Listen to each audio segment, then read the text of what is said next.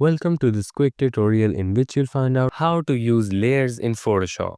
If you're having trouble using layers in Photoshop, this is all the knowledge you need about the layers in Photoshop.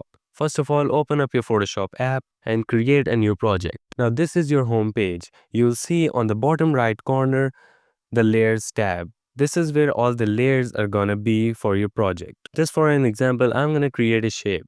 You'll see that it has created a layer for that shape. Layers are basically used to keep your work organized. You can press Ctrl plus J in order to copy the selected layer. Now as you can see, I've created a copy of that layer. I can use the copy, move it around, or do anything with it. Let's just say I want to lower the opacity of the left rectangle. The easy way to do it is just select that layer and lower down the opacity. Next to the layers, you'll see this eye option.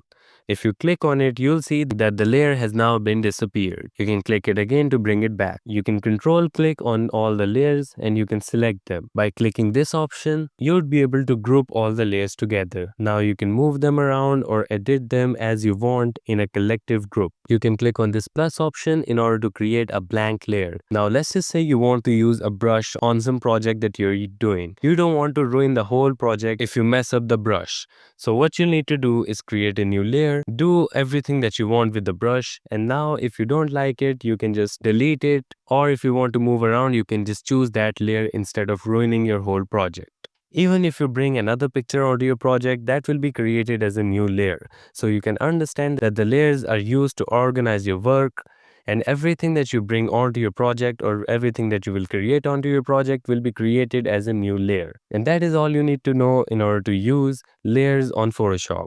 Thank you so much for watching this tutorial. If you find this helpful, make sure to subscribe for more.